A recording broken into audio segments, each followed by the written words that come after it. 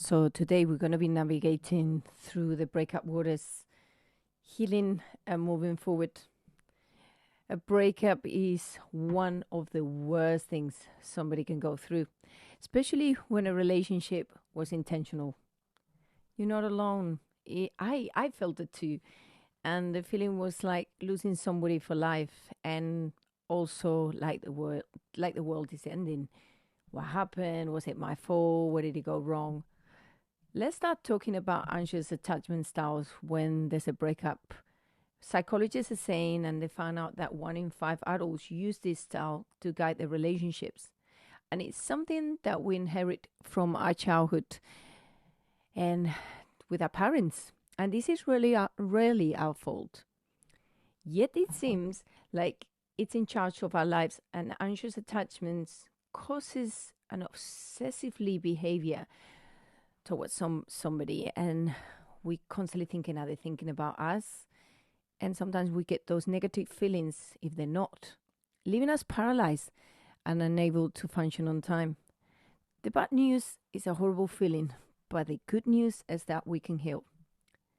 Write down those negative qualities that you remember of that person, the actions, the behaviors, the character, things that you didn't really like about them. And why don't you do this list to remind yourself why your journey together had so many great areas and maybe something that you have seen before?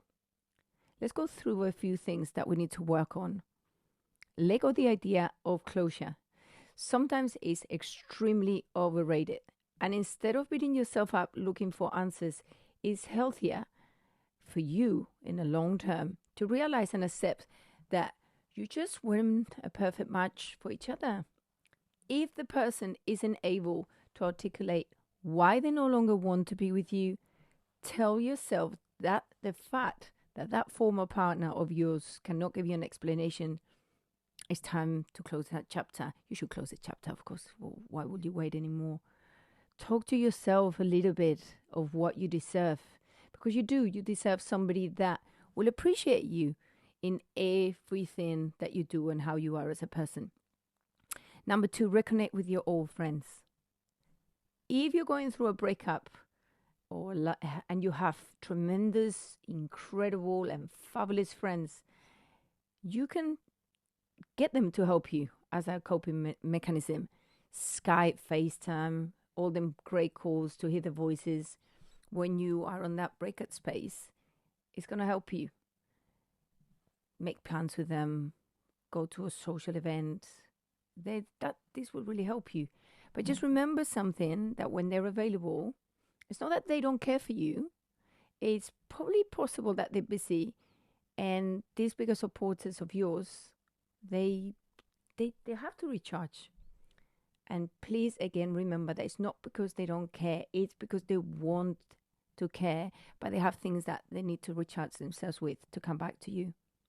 Number 3, discover your old interest.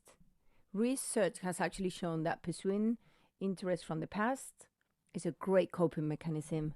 Since there's no guarantee that you'll actually enjoy new activities, why don't you go back to the old ones that you left in the drawer?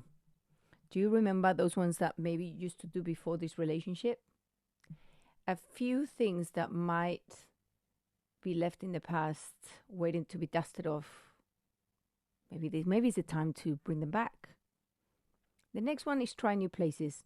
Go and get a hot chocolate, a coffee in a restaurant with a friend. Go with somebody that you enjoy going out with, and somebody that you can talk about your breakup with, but stay away from the places you used to go with your partner. Avoid a rebound. Rebounds are only temporary good feelings. It wears off, and then you feel guilty. Get involved in a new relationship. It's not going to help you in a peace. And there's going to be parts of you that you're going to leave behind, creating a circle of insecurities and make you feel worse. And my last one, considering coaching and therapy. Well, even the strongest support network needs reinforcements now and then. And if you're finding that your post-breakup feelings and you're not being able to be lifted up, it's becoming a little bit difficult. Somebody with professional practice and professional advice and knowledge can help you. It's good to have an objective third party to get you to see what the reality of the situation is. You have to remember something. You were somebody before being with somebody. So why don't you try and bring that person back, which clearly was amazing. And that's the reason why maybe you were chosen, or you chose that person to be with because you were in a good place. So bringing yourself back to that peaceful place where you're full and ready to go is the next stage. Do not rush. Do not think that you're going to be okay on one day. But I promise you something, and from experience, one day you wake up and think, enough is enough.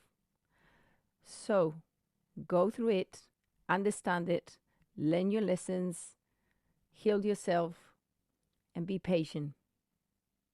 And I will see you very, very soon for our next one. You can and you will.